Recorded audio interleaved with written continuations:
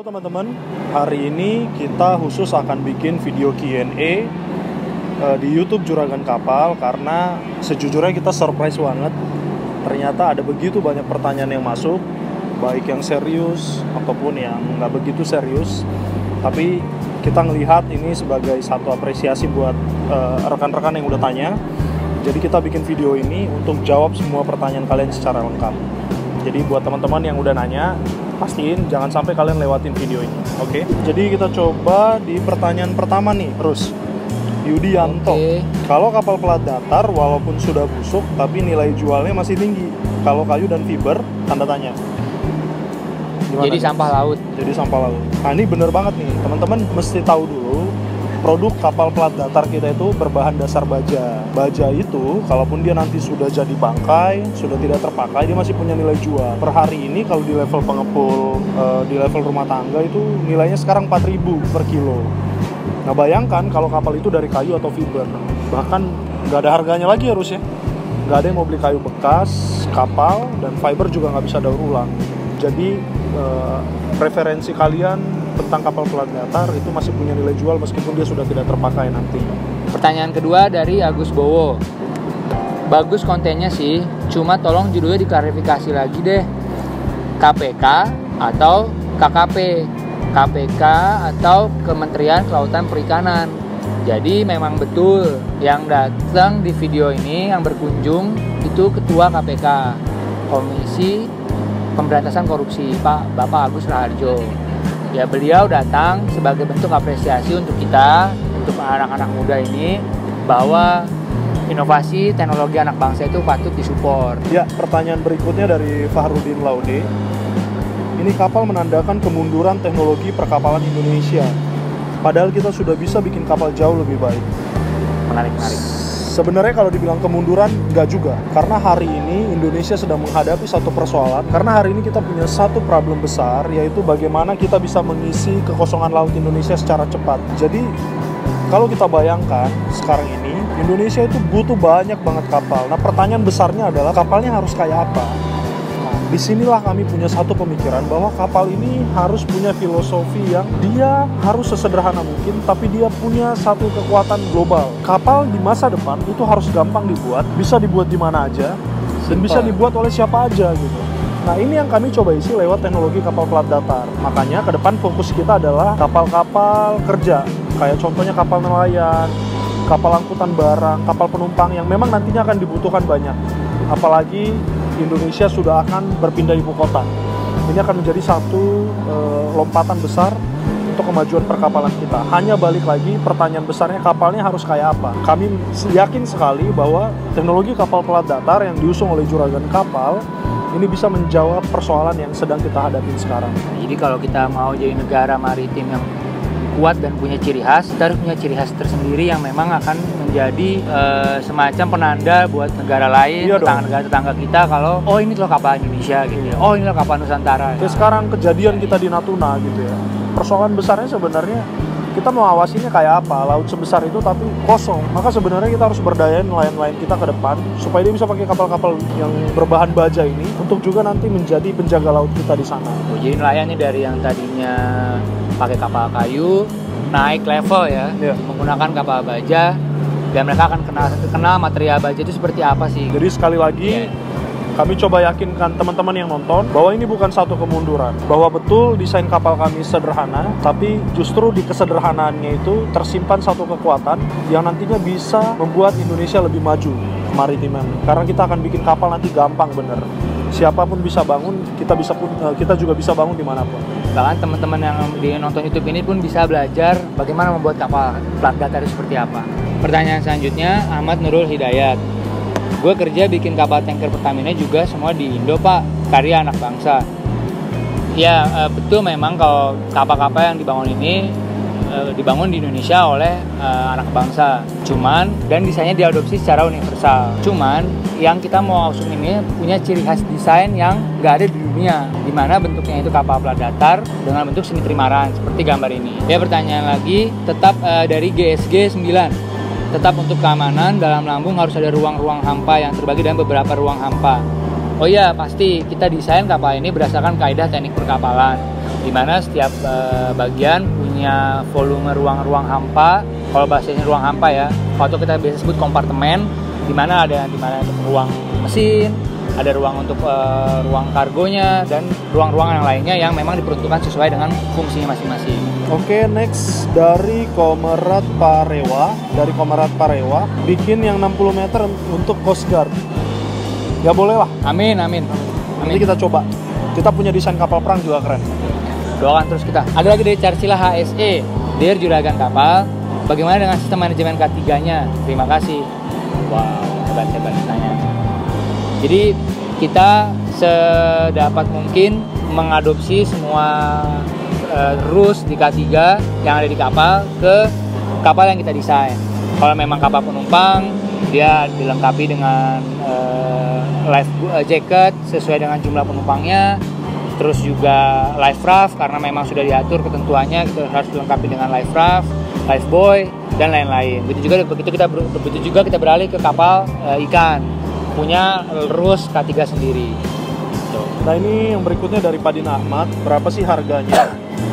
Jadi buat rekan-rekan yang pengen tahu harga-harga dari produk kita, karena memang beda-beda ya, jadi teman-teman bisa kirim email ke sini, atau teman-teman juga bisa kontak Juragan Kapal di nomor telepon yang kita sediain di akhir video ini. Nanti semua pertanyaan teman-teman akan kita jawab, termasuk juga soal harga kapal ini. Nah, pertanyaan berikutnya dari Rahardian Dian.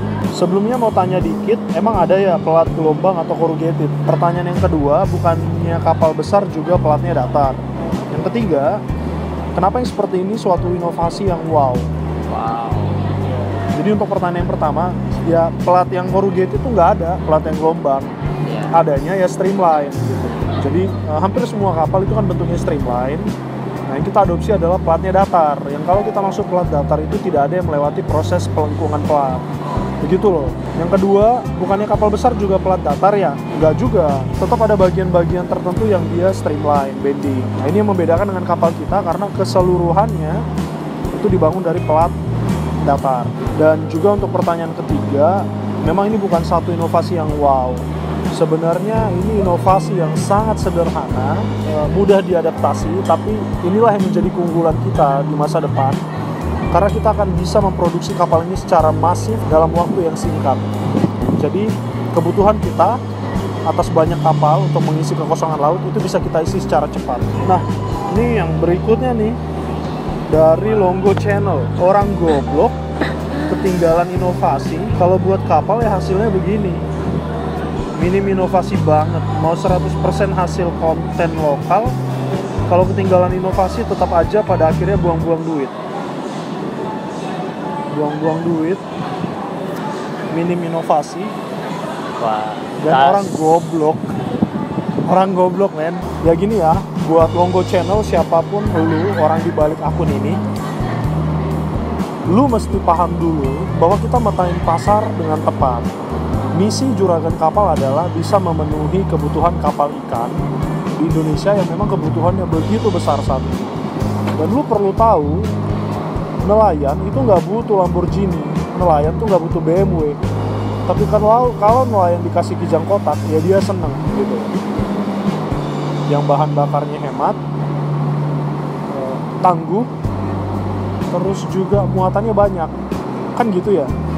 Jadi kalau mau ngelihat sesuatu, tolong lihatnya secara komprehensif gitu ya.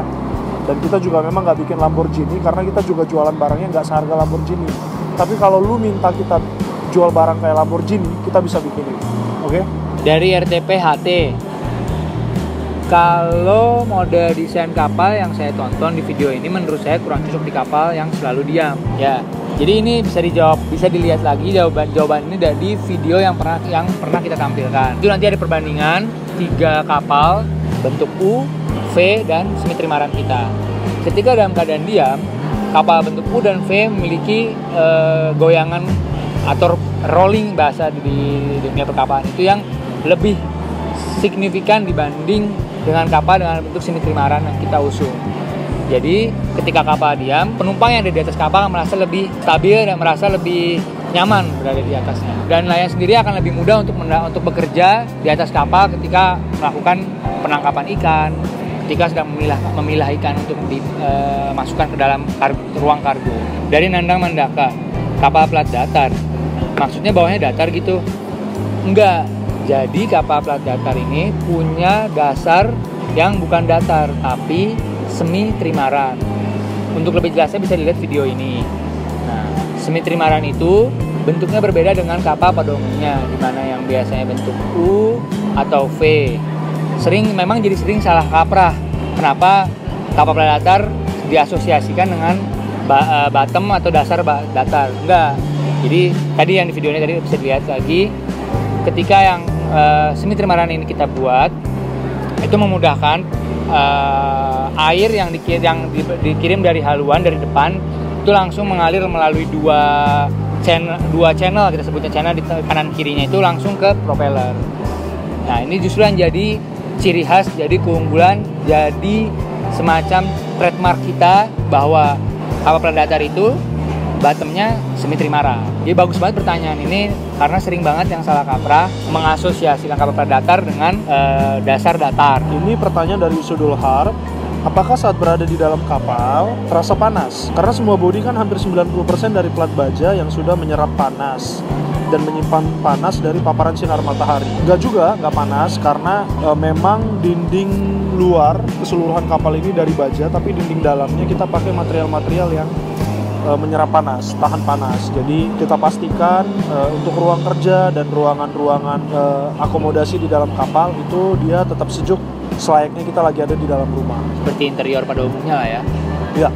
Jadi interiornya kita memang nyesuaiin, kita pakai standar yang ada di kapal supaya orang yang kerja di dalam juga tetap nyaman. Ya. Karena itu penting. Soalnya kalau dia nggak nyaman di kapal, dia mau kemana? Mau lompat? Nggak bisa kan?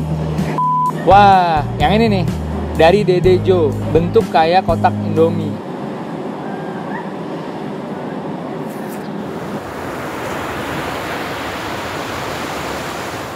Mas Dede Jo, kotak Indomie. Dari Alfandi Jaya, Bang, kalau dibikin kapal perang bisa nggak? Wah, gini nih gue suka nih. Pasti bisa. Kita pengen karya anak bangsa itulah yang jadi kapal perang Indonesia. Berarti next kita bisa lah ya melawan Tiongkok. Wah, betul tuh. Laut Natuna Utara ya, bukan Laut Cina Selatan namanya. Wah, Laut Natuna Utara ya. Icon Latigit. Gimana seandainya pakai engine 2x240 HP outboard? Bisa top speed berapa? Wah, 2x85 HP aja udah dapat kecepatan 24 knot. Mungkin kalau segitu rasa terbang kali ya. Kira-kira bisa 40 kali ya? Ya bisa aja, betul. Oke, next. Berikutnya dari Wiradi Setio. Selamat pagi. Pagi.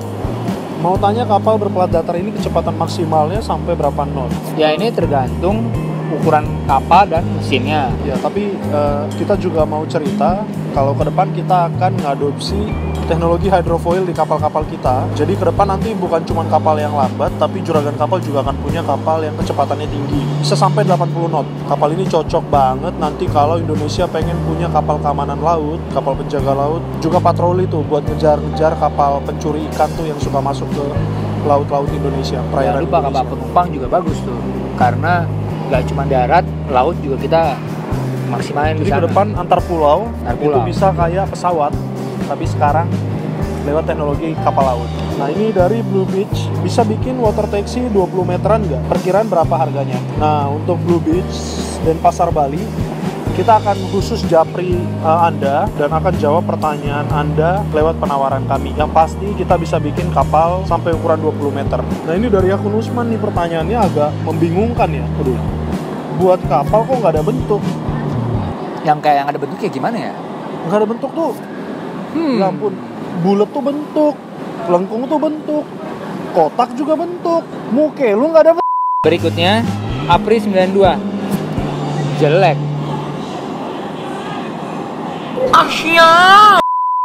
Ya, sekian sesi tanya jawab dari kita. Untuk teman-teman yang pengen ngasih usulan untuk video selanjutnya bisa kasih komen di bawah ini. Semangat terus dan maju terus perkapaan Indonesia.